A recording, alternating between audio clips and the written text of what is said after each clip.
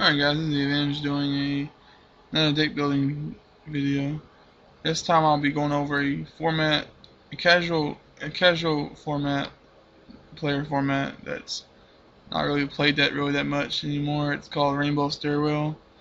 Um, You'll be hard pressed to find people playing it on Magic Online, which is something I hope to change, or something I hope changes, because it's a really fun format and you should try it.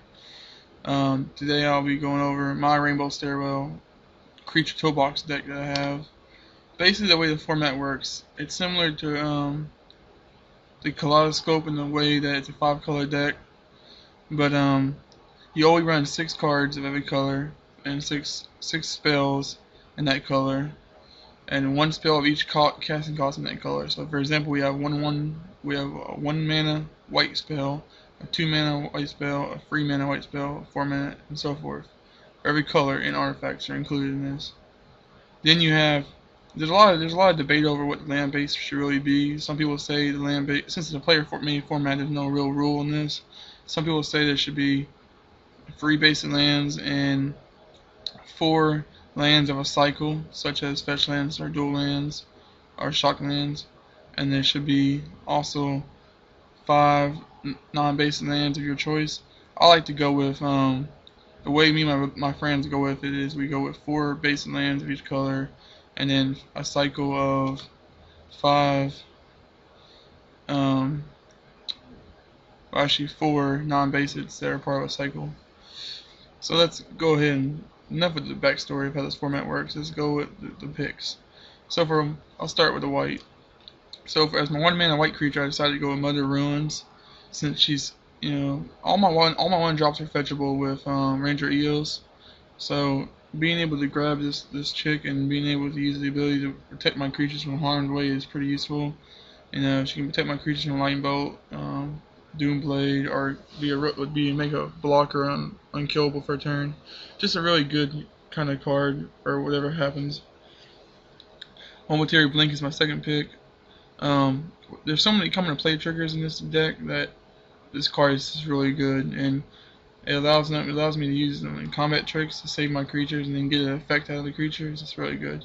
And the fact that you can use this card twice with the flashback cost is just really good.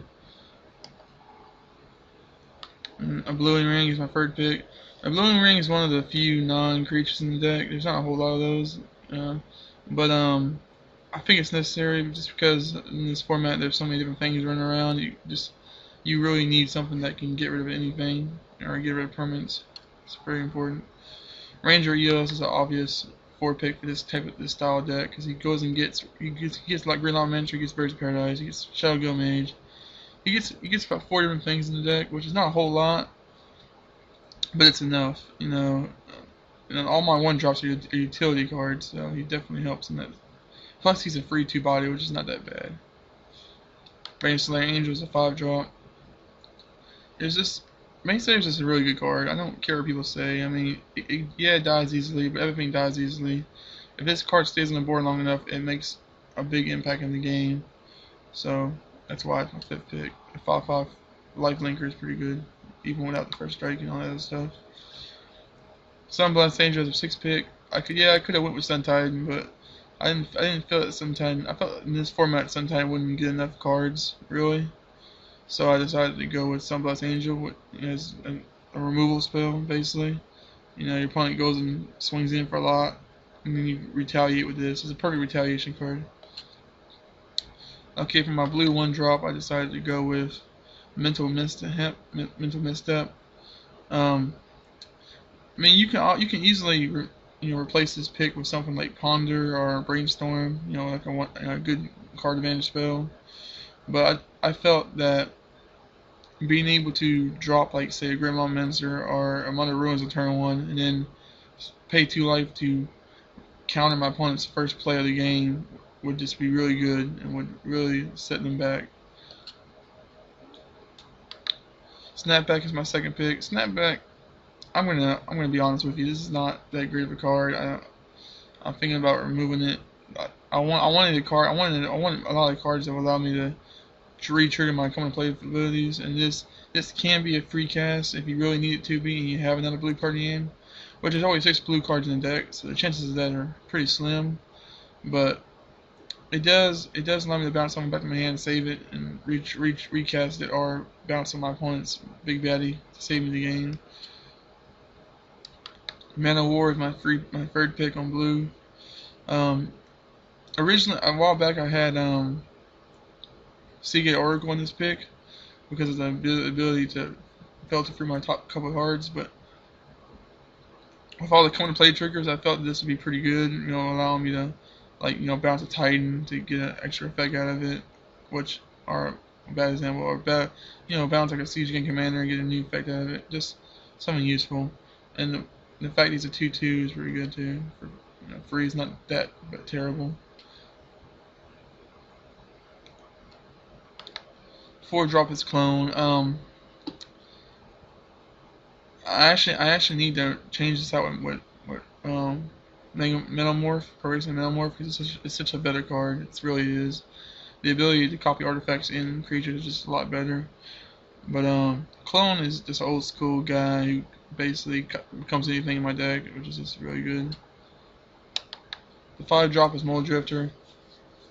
There's definitely better 5 picks out there, but I figured he can come out earlier on turn 3 to draw you cards if you really need it. And he's a 2/2 flyer that draws you 2 cards, which is not necessarily that horrible for 5 mana. I mean, he's a good card all in all, but there are definitely better picks as a 5-drop, but that's the one I went with. 6th pick is Frost Titan. Frost Titan is, he's a Titan. He taps something down and keeps it tapped for a while. He's a little bit tougher to kill than your normal creature because you got to spend extra mana to cast it. So, a mana screwed opponent not going to be able to kill this guy very easily. He's a big. He's 6'6". He does get the job done. I would really like to have Concentrated Sphinx as a 6-drop, but that card's a little out of my price range at the moment. So we'll see. Shadow Guildmage is my 1-drop black guy. This is an old school card. It's just really, really good. I mean, you don't see it that often, but it's such a great card in this kind of deck. Basically, the ability to, or really just the ability to bounce someone back to the top of my deck. Even though I don't get a new draw, I draw the same creature, but still, being able to bounce back, like say a Titan or something that's about to die from a board wipe is just really good. The red ability is also pretty useful because you can ping off their 1 toughness creatures. You can hit them for a couple life in a couple turns. Blitter Blossom is my 2nd pick in black. Basically, it's just a reoccurable creature engine, which allows me to keep popping up creatures. I do lose life every turn, which can be a drawback if my opponent's playing aggressive. But getting 1/1 flyers every turn is pretty good, and it does combo well with other creatures in the deck, so it works. Hypnotic Spectre is my 3rd black pick. Basically, it's just an old school 2/2 for free that allows me to, discard my cards out of my opponent's hand. It's hand disruption. That's what it is, and it's random. So hopefully you can get that card I've been holding on the whole game for. Skin Render is my 4th pick in black. He's a creature that has a removal coming to play ability, which is just useful. You definitely want some removal in the deck, and the fact that it's a creature-based deck that runs a lot of creatures means there's not a whole lot of room for removal. So you basically have to play creatures that have removal inbuilt in, which this guy that's what this guy does. And even if he doesn't kill the creature, he still weakens it. He still brings the Titan down to 3/3, which is decent enough. Street Maul is my 5 pick for black. 3/2 with fears, it's decent enough. If you're lucky, you can get a couple free hits in, unblockable hits. Being able to destroy the non-black non-artifact creature is really good. I mean, the non-black non-artifact is kind of a big restriction. There are, sometimes you are going to come into games where you really want to kill that black creature or that artifact creature, but you just can't because all you got is hand your Street Maul. But for all the other situations that come up when you want to kill that red creature, it's really good. Grave Titan is my 6th pick on black. He's, what can I say? He's a 6/6 that puts 2/2s on the board. 2 of them, mind you, every time he attacks or comes into play. This guy gives you board advantage faster than anything, most cards that I've ever heard of. So he's really good. He's an obvious 6 pick. Green Lawmancer is my red 1 pick. This is a good utility card. It's not necessarily good to play this early in the game. It's usually more of a late game way to get a little extra reach on the game and win. You know, burning out all your extra cards in your graveyard to ping them is pretty good. A 2-drop red. I could do better than this, but this guy is he's got a special place in my heart. It's old school card I used to play with, and being able to, he basically does 5 damage for 2 mana, which is really good. So in an aggressive style deck. Also, if you can manage to momentary blink him right before he die, right in the turn he would die, you get even more damage out of him. So something to think about. Meddling Vandal is my free drop red. Basically, everybody in this format is gonna be running 6 artifacts. You know, they just are. That's how the way the format works. So this guy has 6 targets that he can always get, if not more, you know, through cloning effects and stuff like that. So being able to destroy, you know, like being able to destroy like a Soul Ring or a, you know, Lightning Hooks, not Lightning Hooks, Lightning Greaves is really good, just really good. So that's why he's in here. And I can search him out with Farmer Shaman, so he's really good. Avalanche Rider. Avalanche Rider he's land destruction. You know, land destruction in a format like this is important because you want to keep your opponent off balance as long as you can, and being able to destroy that mana they just threw out, that they hinted that they needed it, like, you know, the one they obviously gave away that they really need. You destroy that and screw them over. It's also great for destroying like tricolor lands, you know, lands you know that they dependent on for their deck. So, and he's also a 2/2 with haste. It's good. Siege King Commander is my 5-drop for red. Siege King Commander is pretty good because he gives you board advantage, and he gives you a psych outlet for your creatures, or at least your goblins anyway, that allow you to deal damage. And he gives you a lot of reach that you normally wouldn't have later in the game. He's also a really good top deck. Speaking of good top decks, Inferno Titan is just really, in my opinion, he's the best Titan. I mean, you know, he basically most of the time he clears the board when he comes into play, which is just useful as hell. And he's got fire breathing, which is really good because you can pump him up a few times and, you know, get more damage in. But the really good thing is you can spread the damage out and kill a bunch of stuff. You can kill 3/1/1s. You can like Arc Trail something and just wipe the board. You know, it's a really good card. My 1 pick in green is Birds of Paradise. Really, honestly, I believe Birds of Paradise is just kind of auto included in these decks because 5-color decks are just kind of hard to manage. So having the quintessential mana fixture of the game is just really useful to have. It's important. Farmer Shaman is also another like staple of these format, and especially these type of decks. You know, search effects are always useful in general, especially useful in a format where you have singleton cards. So Farmer Shaman's, you know, obviously. Eternal Witness, it's recursion. What can I say? It allows you to get cards out of your graveyard. It allows you to get, you know, cards that were killed off, or cards you sacrificed off, or cards that were milled on top of your deck that you never actually get to play. It's just, I don't know, it's recursion on a creature, which is something that you don't normally see all that often. So it's really good. Wicker Bond Elder. There's much better 4-drops like Birthing Pod. Birthing Pod is a card, and when I get it, it's definitely going in this deck because it's just ridiculously good in this format. I mean, it's probably like one of the best cards for this kind of format because you can just drop off your 1-drop. You can trade your 1-drop for a 2-drop. You can trade your 3-drop for a 4-drop. And you've got so many drops in every casting cost.